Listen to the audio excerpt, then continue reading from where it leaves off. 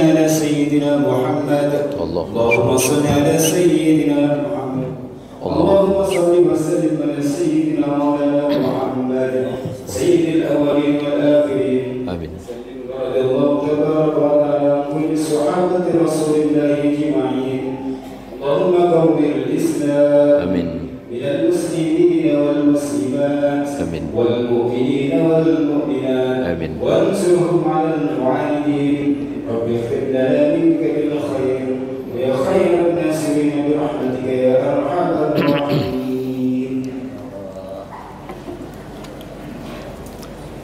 Assalamualaikum warahmatullahi wabarakatuh.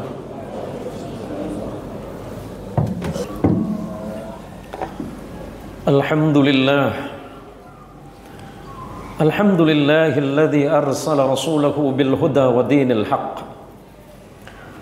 Ashhadu an la ilaha illallah wahdahu la syarika lah. Wa ashhadu anna Muhammadan abduhu wa rasuluhu wa khaliluhu wa la nabiyya ba'dah. Allahumma salli wa sallim wa barik ala sayyidina Muhammad wa ala ali sayyidina wa maulana Muhammad.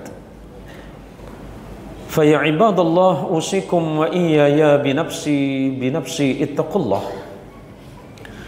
Ittaqullaha haqqa tuqatihi wa la tamutunna illa wa antum muslimun. Wa qala Allah ta'ala azza wa jalla wa ala fi muhkamit tanzil. A'udzu billahi minasy syaithanir rajim. Bismillahirrahmanirrahim. Wa'mur ahlaka bis-shalah wastabir 'alaiha la nas'aluka rizqa nahnu narzuquka wal 'aqibatu lit-taqwa. Shadaqallahul 'azim wa shadaqa rasuluhul habibul wafiyul karim. Wa nahnu 'ala dzalika minasy syahidin asy-syakirin walhamdulillahi rabbil alamin. Kaum muslimin yang dirahmati Allah Subhanahu wa taala. Alhamdulillah segala puji bagi Allah. Pada saat yang mulia ini, di tempat yang mulia ini, kita dikumpulkan bersama orang-orang yang dimuliakan oleh Allah Subhanahu wa taala untuk bersama-sama melaksanakan salah satu perintah Allah yang merupakan bagian pokok bagi orang-orang yang beriman kepada Allah Subhanahu wa taala. Salawat salam semoga Allah tetapkan kepada Nabi kita Rasulullah Muhammadin sallallahu alaihi wasallam.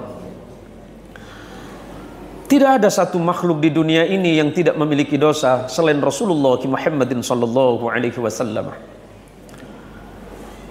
Akan tetapi Allah tidak pernah memandang seorang yang berdosa itu sebagai orang yang paling buruk.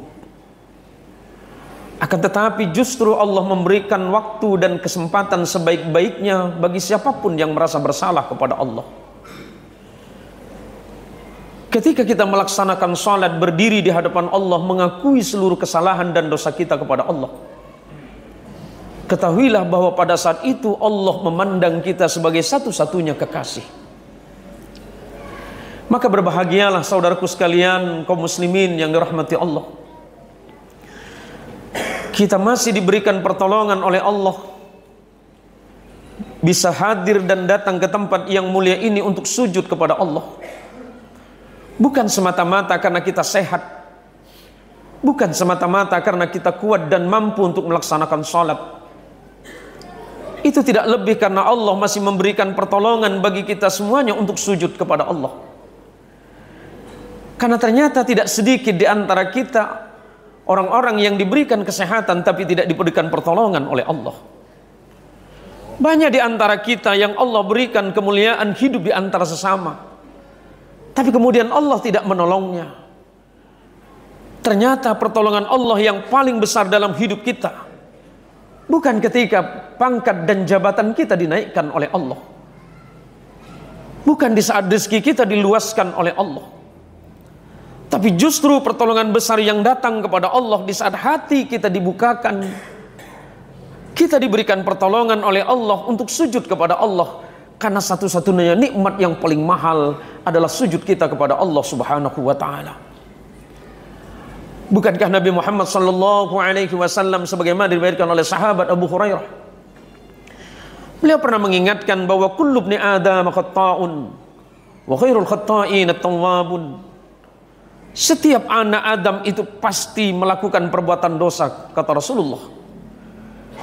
Dan sebaik-baiknya manusia yang berdosa adalah yang segera bertaubat kepada Allah.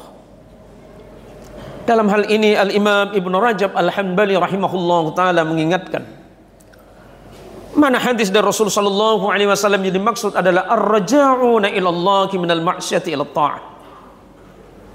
Siapa orang-orang yang bertaubat adalah orang-orang yang segera kembali ke jalan Allah dari perbuatan maksiat selama ini yang dilakukannya.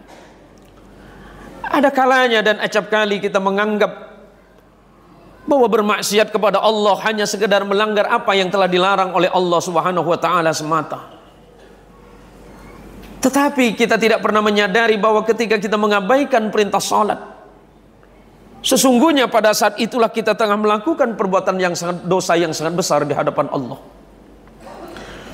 Oleh karenanya saudaraku sekalian yang dirahmati Allah Subhanahu wa taala, bukankah salat adalah perintah wajib bagi setiap pribadi mukmin, pribadi muslim, dan tidak layak bagi siapapun yang beriman kepada Allah untuk meninggalkan perintah salat? Karena sesungguhnya yang membedakan antara orang yang beriman dan yang tidak beriman kepada Allah adalah salatnya, kata Nabi. Yang membedakan antara orang mukmin dan orang-orang yang tidak mukmin, orang yang tidak beriman kepada Allah, adalah bentuk salatnya kepada Allah Subhanahu wa taala.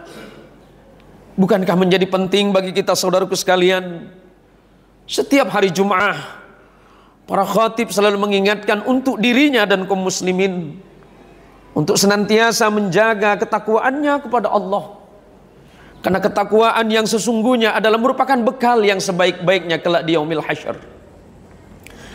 Allah mengingatkan, wa'mur ahlaka bis-shalah wastabir 'alaiha. Perintahlah keluargamu untuk melaksanakan salat, wastabir 'alaiha. Dan bersabarlah kalian atas perintah salat itu sendiri. Memang tidak mudah untuk melaksanakan salat. Berapa menit waktu yang kita habiskan untuk ruku dan sujud kepada Allah? Mungkin tidak akan lebih antara 5 sampai 10 menit. Tetapi jika tidak diawali dengan dorongan iman yang kuat dan rasa takut kepada Allah yang sesungguhnya, niscaya kita selalu mengabaikan hal-hal yang demikian itu. Dan berapa banyak waktu yang kita habiskan dengan sia-sia dan percuma di luaran sana. Maka kelak hal yang paling kita sesali di hadapan Allah adalah ketika waktu itu menjadi terbuang percuma dengan begitu saja. Bukankah salat kita menunjukkan bahwa kita adalah orang yang beriman kepada Allah? Bukankah sujud kita menunjukkan kedekatan hati kita kepada Allah? Apa alasan kita yang menyebabkan kita lupa dan lalai kepada Allah? Apakah pekerjaan kita? Apakah karena rezeki yang kita cari? Bukankah rezeki itu milik Allah? Bukankah pekerjaan itu adalah milik Allah? Bukankah semuanya ini milik Allah? Mengapa dengan begitu beraninya kita melanggar itu semuanya? Kita meninggalkan Allah hanya karena sesuatu yang tidak penting pada akhirnya. Alangkah eloknya jika kemudian kita mengingat apa yang dilakukan oleh Rasulullah Muhammadin sallallahu alaihi wasallam. Dengan begitu bersusah payah, dengan begitu sulitnya perjuangan beliau, hanya semata-mata untuk menyelamatkan kita umatnya. Hingga menjelang wafatnya Rasulullah Muhammadin sallallahu alaihi wasallam, kalimat agung yang beliau ucapkan adalah ummati, ummati, ummati as-salat. Umatku, umatku, umatku salat.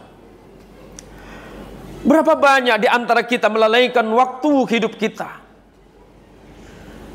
Berapa banyak di antara kita yang melalaikan waktu sujud kita kepada Allah hanya karena sesuatu yang pada akhirnya akan menjadi musuh kita? Harta yang begitu kita cintai, anak, istri, dan kekuasaan yang begitu kita sayangi, boleh jadi kelak di yaumil qiyamah adalah menjadi musuh kita yang sebenar-benarnya. Hari ini dunia kita menganggapnya sebagai sesuatu yang nyata. Dan akhirat hanya sebuah cerita. Tetapi ingat kata Nabi, sesungguhnya yang menjadi cerita adalah duniamu hari ini. Dan akhirat adalah sesungguhnya yang pasti terjadi. Nasihat sahabat Ali bin Abi Thalib radhiyallahu anhu warḍah. Ad-dunya mudbiratun wal akhirah muqbilah. Dunia ini adalah sesuatu yang sedang kalian tinggalkan. Dan akhirat adalah sesuatu yang sedang kalian jalani. Jika kita mengencamkan ini sebaik-baiknya saudaraku sekalian, niscaya kita akan lebih berhati-hati menyikapi hidup kita. Maka kata Allah sebagaimana yang saya bacakan di awal tadi, la nas'aluka rizqa. Aku tidak pernah meminta rezeki kepada kalian, kata Allah. Nahnu narzukuka. Justru kami yang menjamin rezeki kalian.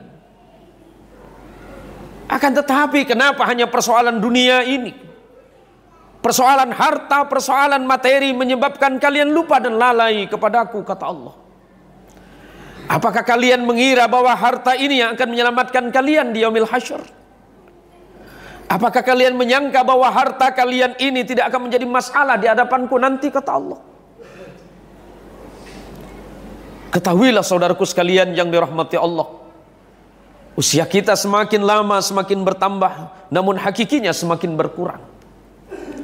Semakin kita jauh melangkah dalam hidup ini, sesungguhnya kita semakin dekat kepada kematian itu sendiri.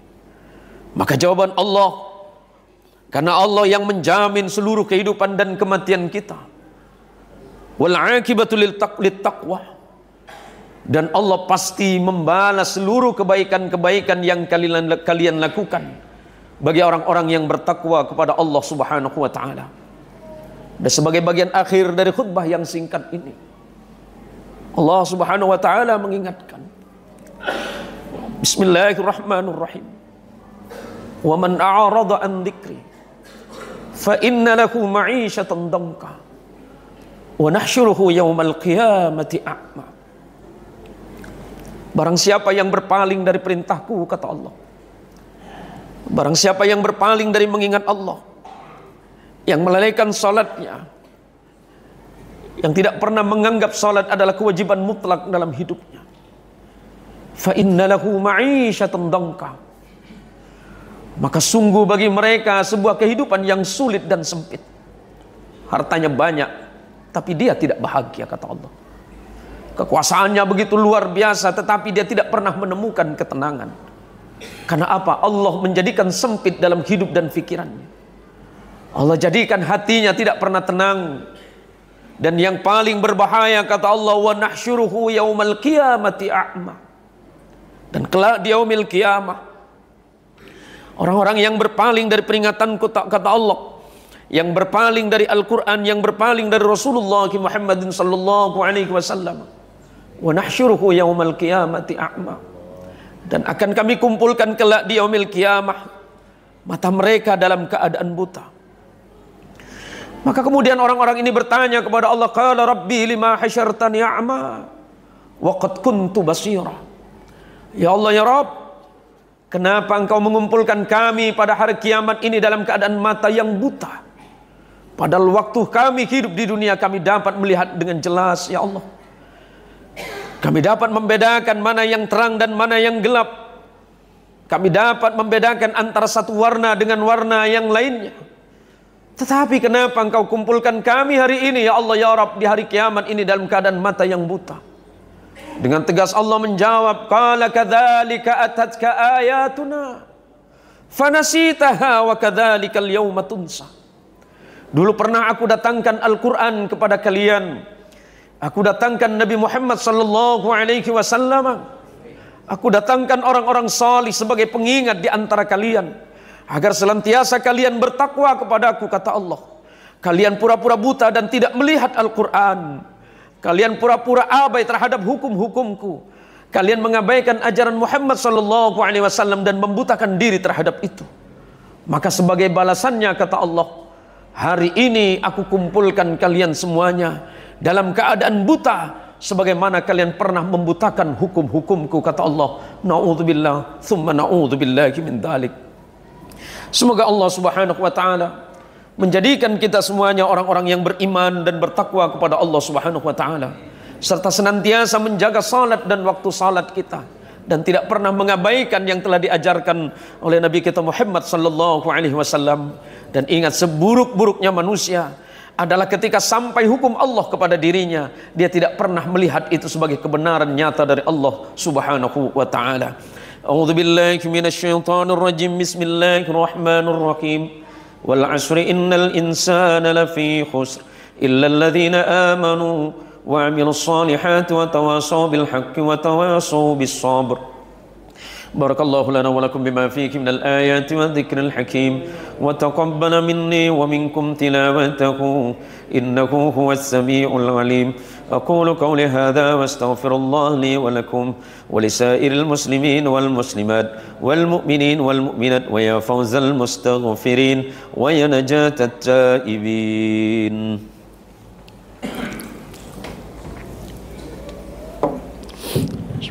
Bismillahirrahmanirrahim. Qul huwallahu ahad, Allahus samad, lam yalid wa lam yulad wa lam yakul lahu kufuwan ahad.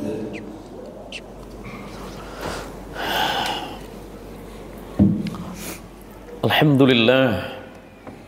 Alhamdulillah hamdan katsiran kama amar. Asyhadu an la ilaha illallah wahdahu la syarika lah. Wa asyhadu anna Muhammadan abduhu wa rasuluhu wa khaliluhu wa la nabiyya ba'dah. Allahumma salli wa sallim wa barik ala sayyidina Muhammad wa ala ali sayyidina wa maulana Muhammad. Fa ya ibadallah, usikum wa iyaya binafsi ittaqullaha haqqa tuqatih ولا تموتن إلا وأنتم مسلمون.